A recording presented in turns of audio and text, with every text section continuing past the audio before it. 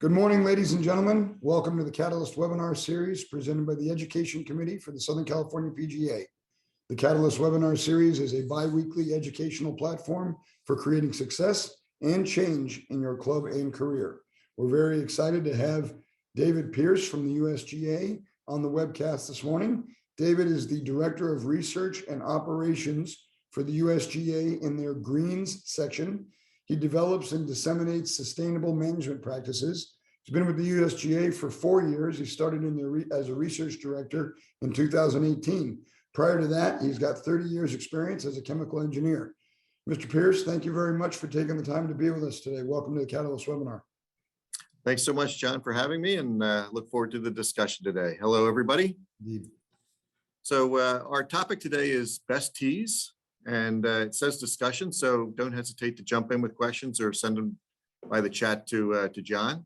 And what I'm going to be sharing today is results from our USGA golfer experience research.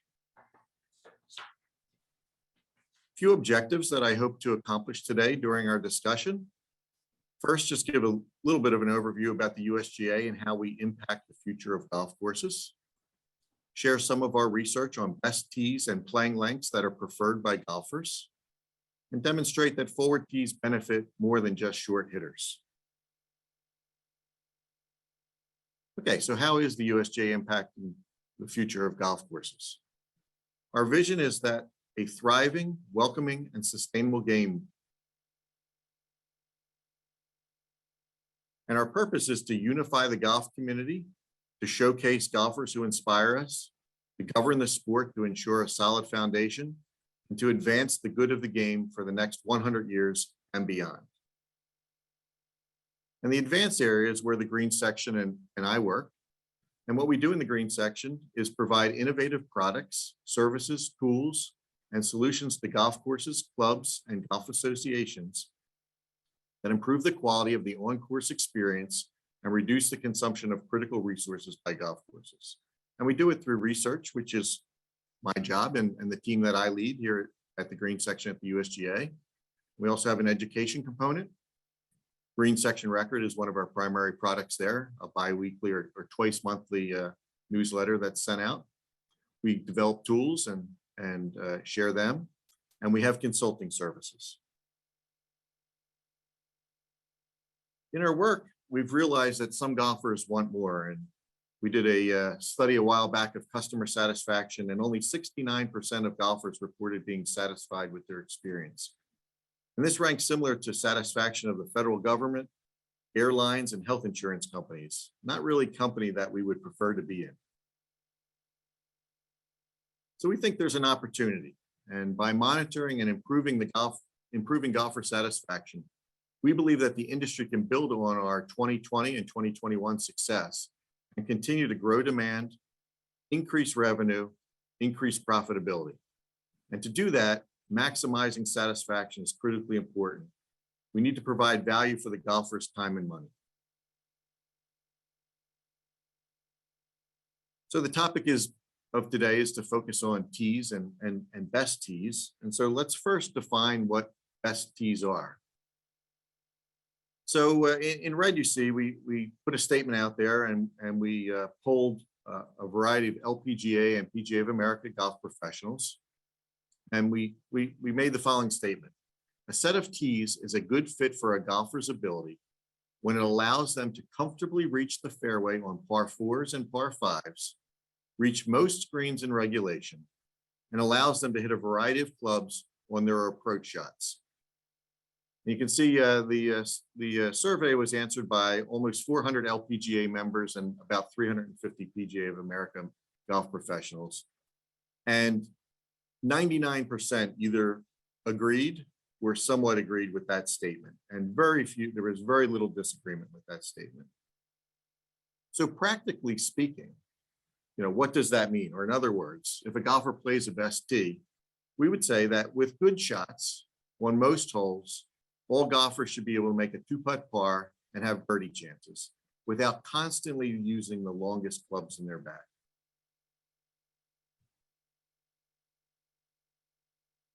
So how do golfers select the tee to play? We put out a survey to over 20,000 golfers in the United States. In this case, for this particular question, you can see if you look carefully that 15,347 answered this question. And the question was, how do you select a tee to play? And they were given certain options, and you can see about 50 to 70% or 60% on average just look at the yardage of the scorecard and they pick a tee to play based on that yardage. If they don't do that, the next frequent option was where their friends are playing. And so about 20 to 50%, average somewhere around 40%, pick that option. Just defer to their group and the folks that they have that they're playing with, that they're friendly with. Relatively speaking, less people use technical things like slope and rating. You can see that those show up in the fourth and fifth slides. Some use just the relative position. I'm a front tee player, I'm a back tee player. I usually play the middle tee. And that was about 20%. But what we really were curious about was one that fell way down the list, that relatively speaking, that golfers do not choose a tee based on data regarding their actual hitting distance ability. And that showed up down there around 7%, 8% on average, varied between 5 and 7%, depending on 5 and 8%, depending on the group. And so there's a lot of subjective ways that golfers select to play a tee. So we asked those same LPGA and PGA of America professionals, in your experience, how common is it for golfers to choose a set of tees that is too long for their ability? And you can see that the numbers were high, that it was either extremely common between 40 and 60% there, somewhat common between 30 and 50%, and seldom was almost zero, and not very common, less than 10%. And these same professionals believe that golfers have a better experience when they do play from tees that fit their ability. So that was one way that we addressed, do golfers play from the right set of tees? And you can see that many professionals believe that they don't. We also looked at our score posting data in 2020 and made an assessment of that. And we did that with two different methods. So you can see here, method 1 and method 2. And we used 3 different systems for determining what would be the best tee for a golfer to play. One was the long leaf system, popularized by through the ASGCA, or the Golf Course Architects. Tee It Forward, that was the USGA and PGA of America effort, and PGA of America is setting it up for success. And they come to different recommendations, and we use different methods on trying to estimate that. But overall, without, maybe you can't even read the numbers, our key finding was that the score posting analysis estimated that about half of men and 3/4 of women play too long a course on a regular basis. And particularly high handicap golfers are more prone to playing too long a course compared to lower handicap golfers. And we found that low handicap golfers actually have the skill to play longer courses in many cases, but typically don't. They feel like they've earned that right to reach par 5s in 2 shots, to have wedges into greens, and they like the birdie opportunities that come with that.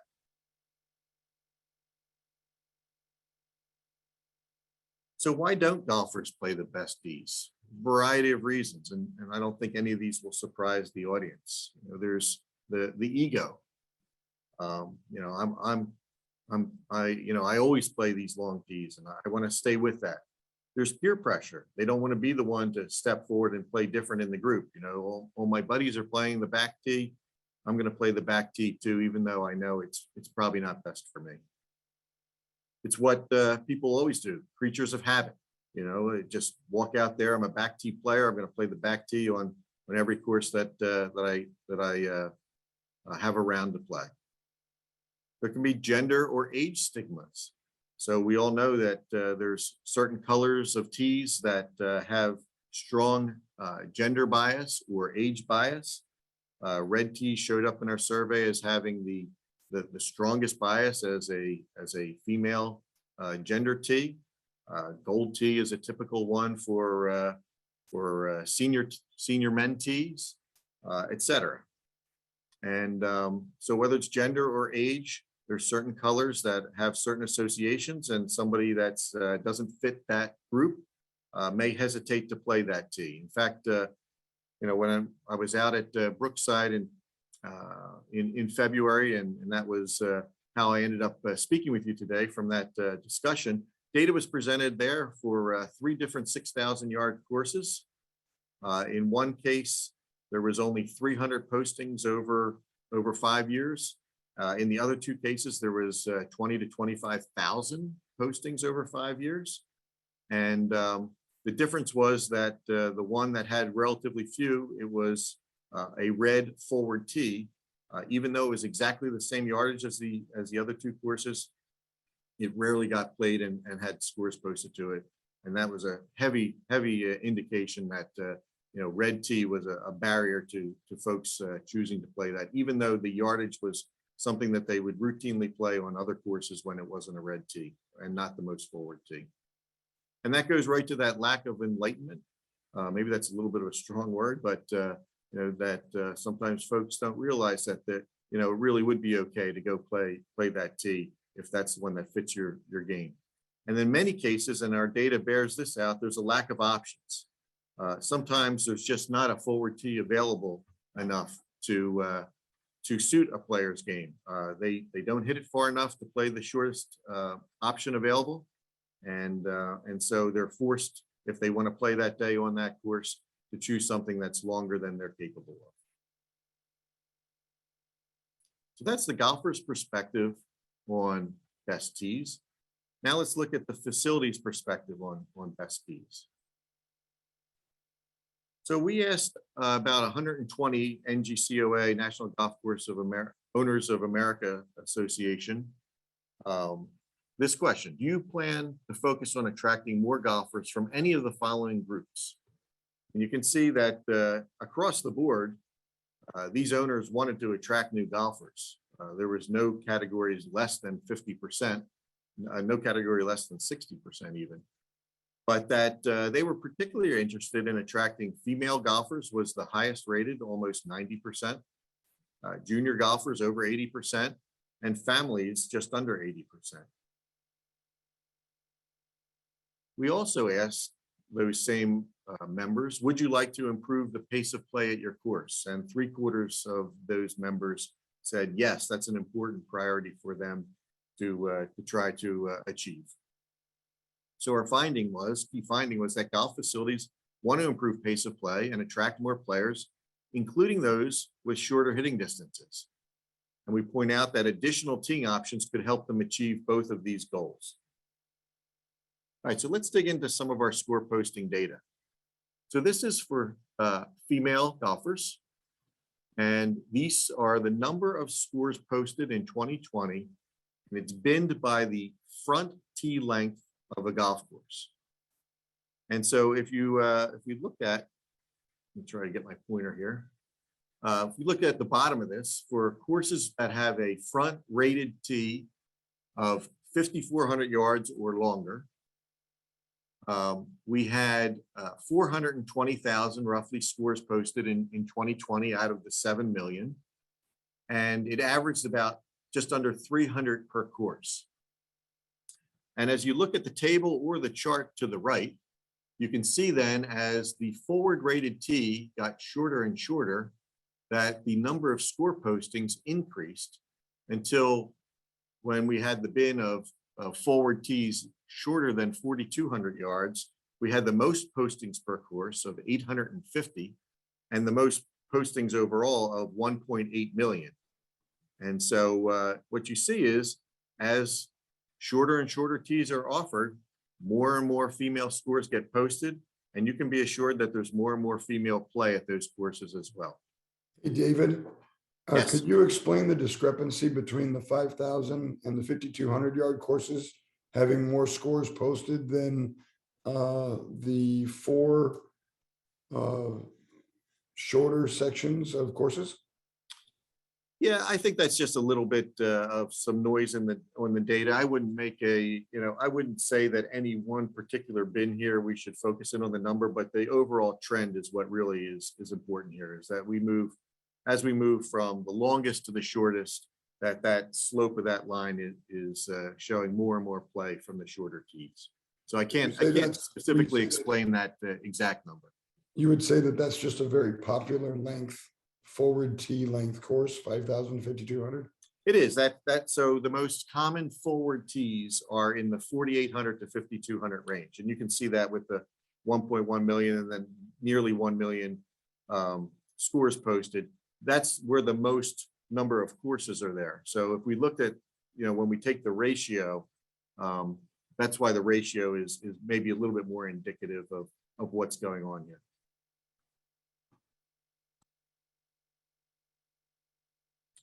Okay, so this is female scores posted by front tee length. Let's dig in a little bit more and look at what teeing options golfers prefer, or what do they actually use. And so I have male and female golfer data. Let's start with the male golfer data. And the way this data was characterized, because courses have different number of tees, you have to decide how you're going to treat them. And so in this case, for this entire slide, the back tee is the longest tee that's rated for that gender.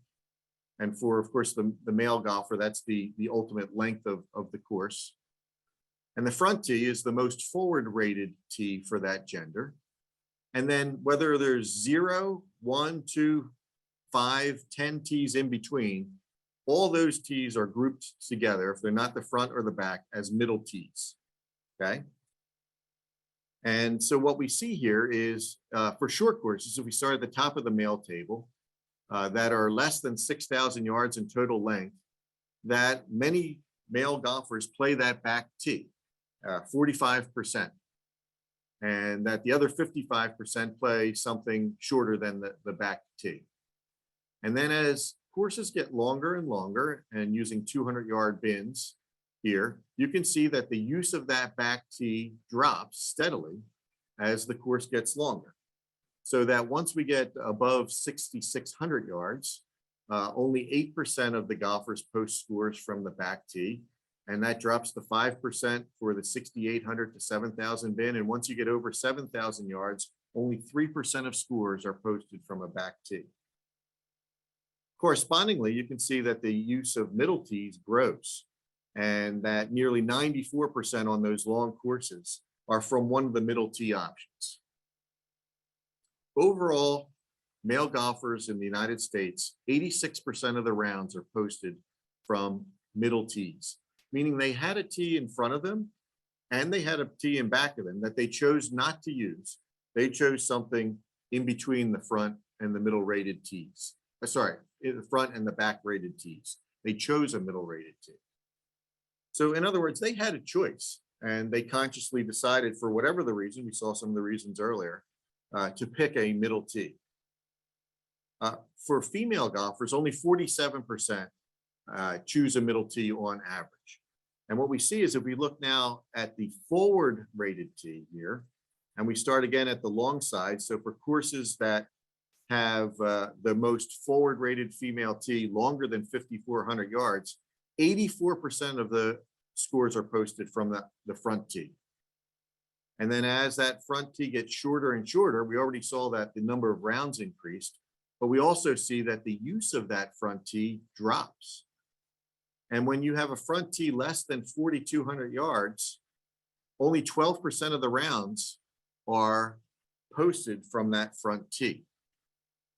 86% are from a middle tee. So it takes a facility, a course, to have a forward tee less than 4,200 yards to give female golfers on average the same ability of choice that male golfers enjoy across the United States routinely. And that 86% would not play the most forward rated tee. And only 3% would play the longest rated tee. 86% would play a middle tee.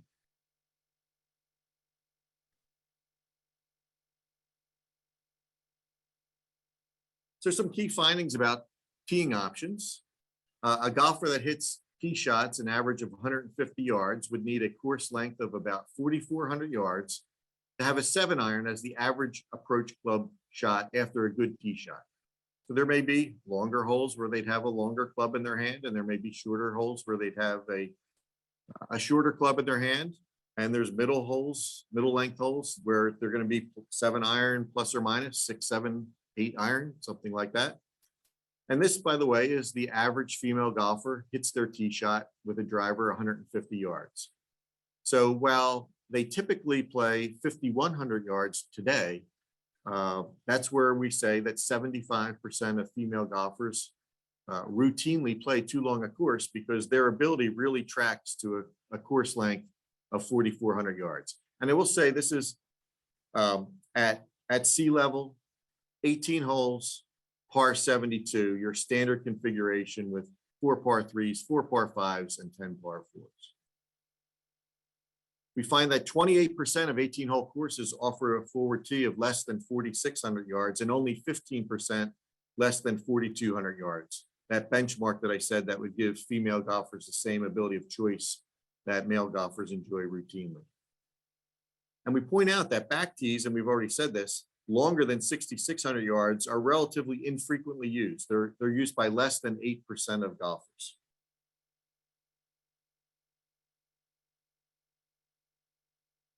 Okay, so what are some of our recommendations on best tees? First, a guiding principle.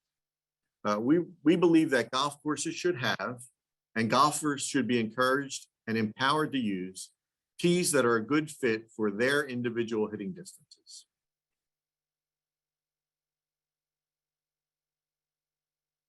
A couple caveats here. Every golf course is different. So recommendations that we might make about improving the golfer experience or teeing options are necessarily general and must be tailored to fit the unique needs and circumstances of an individual course. This is not one size fits all. There is a tremendous amount to golf course design and for the geography and the enjoyment and depending on the relative objectives of the facility. So this is definitely not a one size fits all. And therefore, all changes to golf course setup, presentation, or design should be planned with input from experts, whether they be golf course superintendents, professional golf course architects, golf professionals, or other experts that know the area, know the customers, know the members, and know the goals of the facility. All right, so but with those warnings, we'll move ahead. So how far do golfers hit shots? We have a variety of sources of data. We have databases that we see that are published by various folks like Arcos, for example. We did some of our own measurements, and this are the plots from measurements that we did.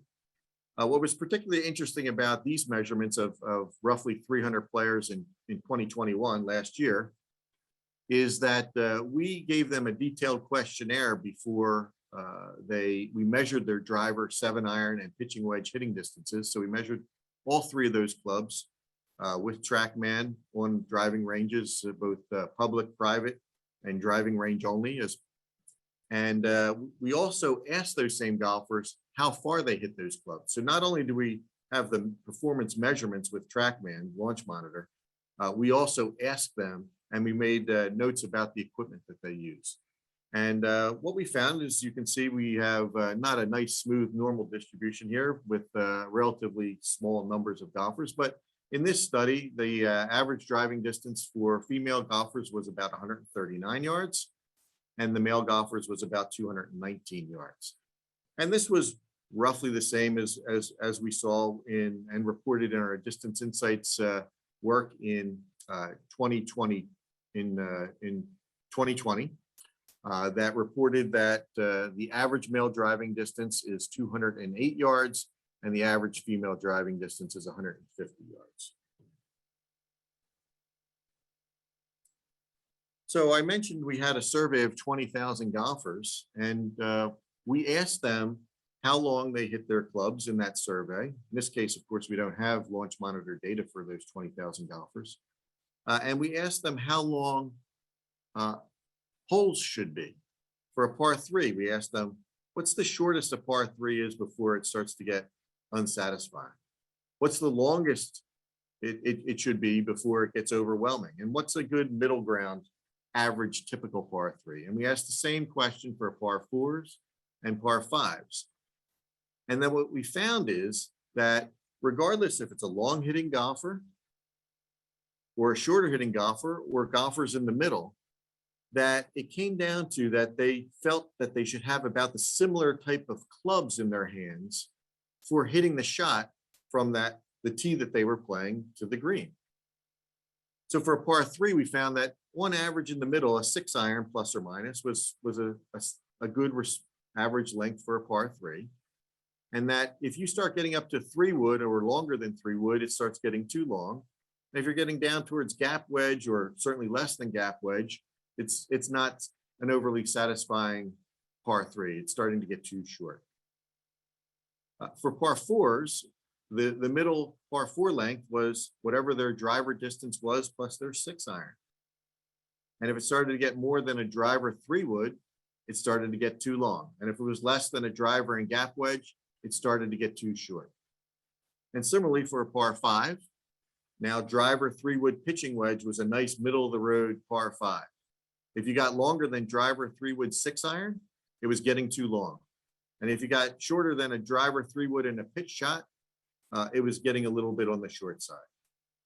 And when you put this together with the previous data that I had on golfer performance, to accommodate over 90% or about 90% of all golfers, tee should range from about 3,600 yards to 6,800 yards for a standard 18-hole par 72 course.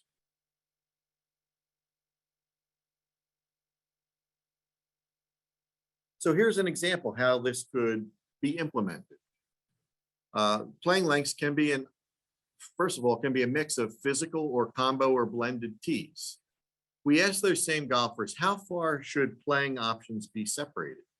And by far, whether it was for them as an individual or for their group, they felt that 300 to 500 yards was a nice separating distance between playing options. And so here's an example how we could cover the 3,600 to 6,800 distances for 90% of golfers, where we start with a physical tee at 3,600 yards. We have a second physical tee 800 yards behind that at 4,400 yards. And we go every 800 yards for a physical tee at 5,200, 6,000, and 6,800 yards. We already said that tees over 6,600 yards are rarely used. So we know if we get to 6,800 yards, we're going to accommodate the vast majority of golfers. And certainly any golfer that is capable of playing longer distances can still play a 6,800 yard course and have plenty of challenge. In these cases, T3, the 4,400 physical tee, is the perfect distance for the average female golfer. Tee number 7, the 6,000 yard, is the perfect distance for the average male golfer. And then we place blended tees or combo tees in between the odd number tees here at 4,000 yards, 4,800 yards, 5,600 yards, and 6,400 yards. And if we do this, you can see that the average female has 2 tees shorter and 2 tees longer to cover a range of 3,600 to 5,200 yards with 3 physical tees and 2 combo tees that cover the vast majority of female golfer capabilities. And similarly, the male golfers have 3 physical tees from 5,200 to 6,800 with 2 combos in between, so 5 options, with the middle option being for the average male. That give 5 options to cover the vast majority of male golfers.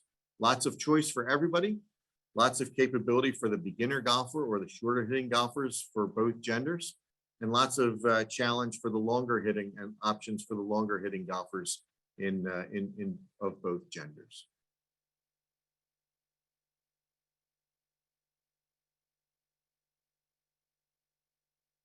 We also know that providing short enough forward tees reduces barriers. So for the shorter hitting golfer, it helps when those tees are played for those golfers to reach greens in regulation. So that's the obvious one. For the longer but not long hitting golfers, we found that they're more apt to move up to a best tee when they see even shorter tees available in front of them. I already gave that example of from Brookside of that red tee that had relatively no play, close to no play or no postings, when it was a red tee and the shortest tee. But those other two courses that had shorter tees in front of that 6,000 yard option got lots of play. That shows you how shorter tees get people to move up and play a tee that's better for them, even though it may not get used itself. And it minimizes the excuses then to use those best tees. So it's on us, I'm sorry. It's on us to minimize the excuses to use those best tees. And as part of that, we need to have comparable quality of construction. You know, those forward tees need to be real tees. They need to look similar to the other tees, not necessarily identical, but they certainly need to be flat and they have to be recognizable as a tee. We also mentioned this earlier, we want to use tee names or colors that do not carry gender or age-related associations that could discourage use. So some of the positive impacts of playing both of those best tees, for the golfer themselves, their score improves, the time needed to play a hole is reduced, and pace increases, and we know their satisfaction improves. We've done many examples where we've incentivized golfers to play the tee that we think that they should, and they have more fun after they report after the round, having more fun. They shot lower scores, they had birdie chances. It was better satisfaction. For other golfers on the course behind them, there's less waiting because they're able to move a little quicker, and so their satisfaction improves. And we know that's one of the leading causes of dissatisfaction by golfers is when they're waiting on the course. And for the facility overall, you're going to have a higher percentage of more satisfied golfers. Retention of that golfer is going to be improved. They're going to be more apt to come back. And when they do, there's more rounds and more revenue for the facility. And in our 20,000 golfer survey, the least satisfied golfers fell into 4 groups. The high handicappers or no handicappers, the shorter drivers or the shorter distance drivers of the ball, those that had lower accuracy, and those that had the higher scores. So John mentioned that I came from over 30 years in the chemical industry in a variety of technical and commercial roles. So when I joined the USGA, I immediately jumped into the economics and the economy of golf, knowing that if you understand how the dollars flow, you'll learn a lot about the industry. And I was struck by this early on in my USGA career, that the United States is 50-50 split of male and female. But golf, you know, we only have 3% of females in the United States that play golf, while 8.5%. And when you translate that into the percentage of golfers, we all know that golf is 3/4 male and about 1/4 female. And I always found that curious. You know, if golf was half female, there would be 12.7 million new golfers that would play an additional 268 million rounds if they played the average number of rounds. And they'd be buying equipment, consumables, and filling tee sheets. And just looking at green fees, nothing else, at the average of $38 per round, that would be $10 billion more of revenue for facilities.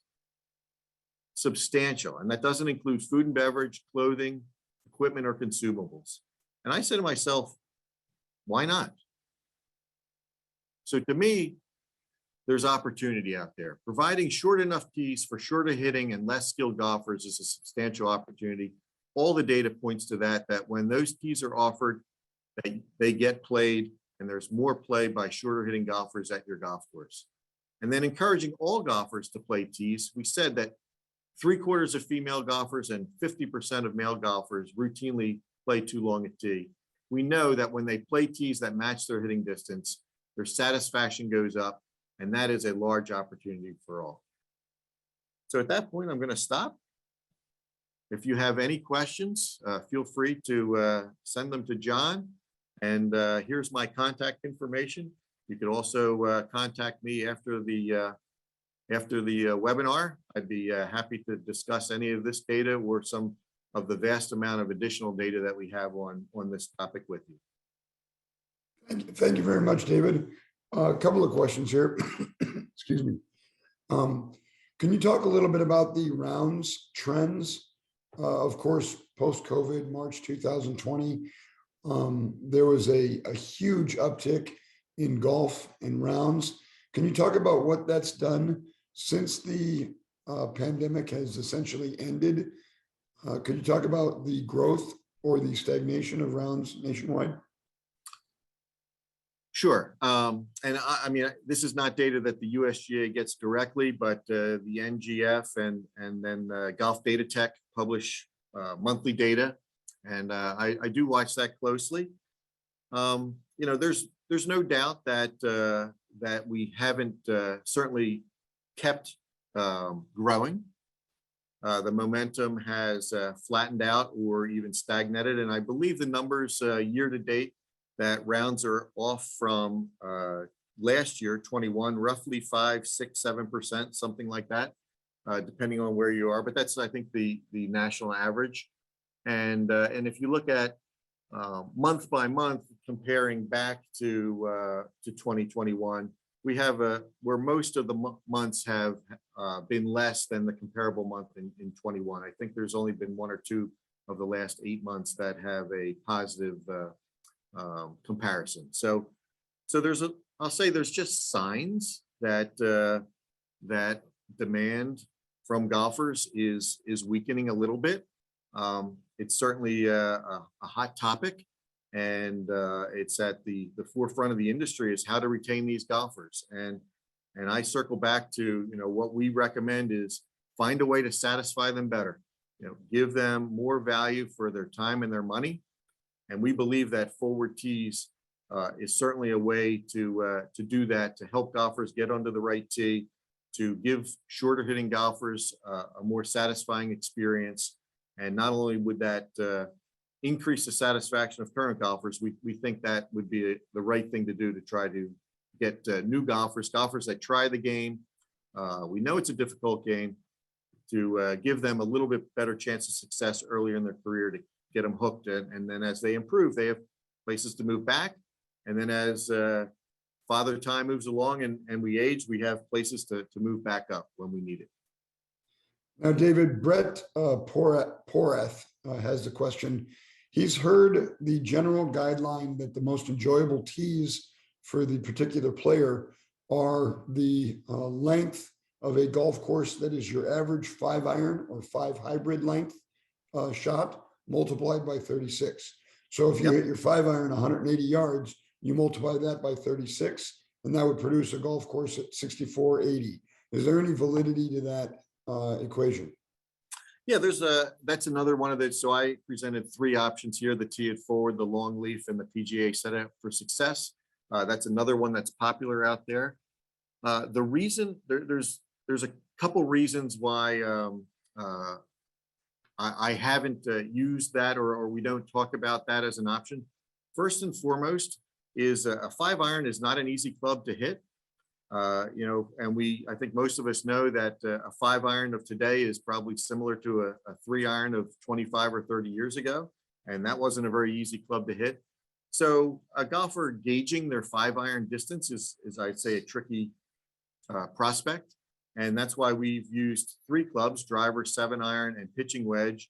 And even for most of our analysis where we focus in on 7-iron, we think that a 7-iron is a solid club, but most people can get a good gauge of their 7-iron distance. The other reason is, and I'm an example of that, I don't have a 5-iron in my bag.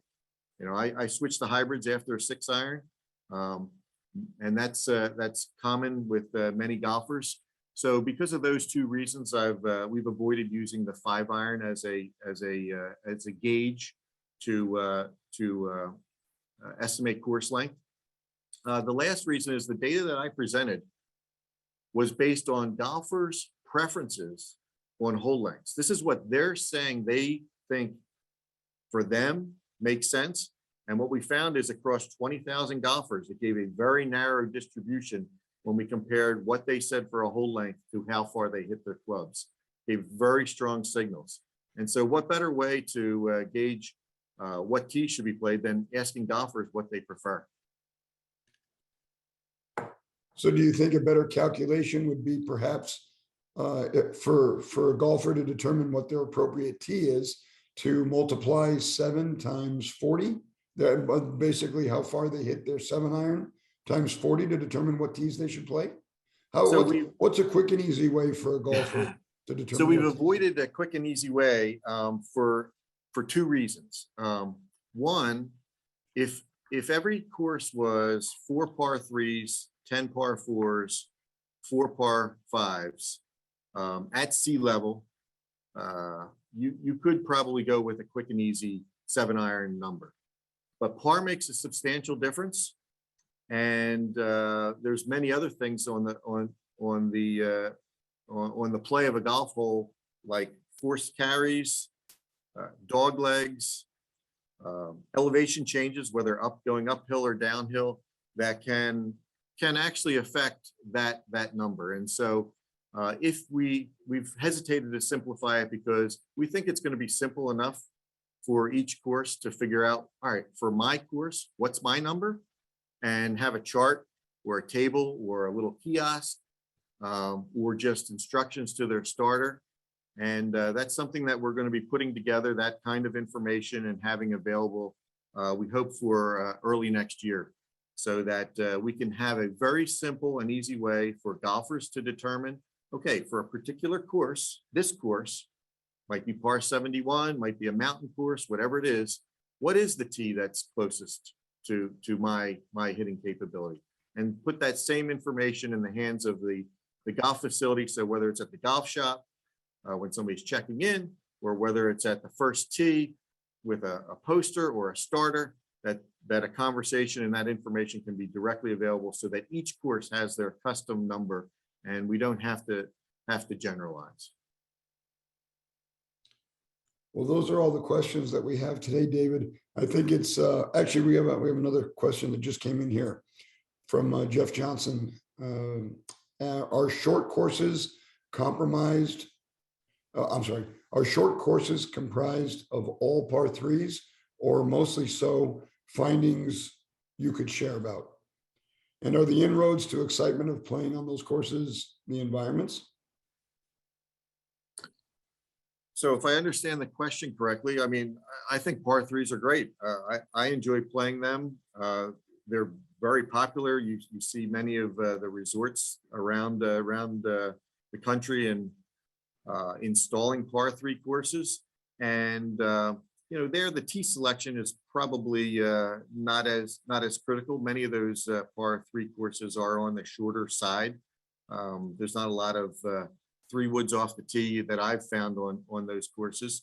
So you probably have a lot of flexibility in the tee selection that you pick there, and you can decide how much fun you want to have and who's in your group, and probably all find a tee to agree on, or certainly whichever tee you pick, you probably would have no issue. But these kinds of techniques that we're talking about could apply to them just as it can a full course, but I think it's probably less important and less affects the golfer experience on some of those shorter par 3 courses than on a full course where your selection not only could affect you, but it can affect the golfers behind you.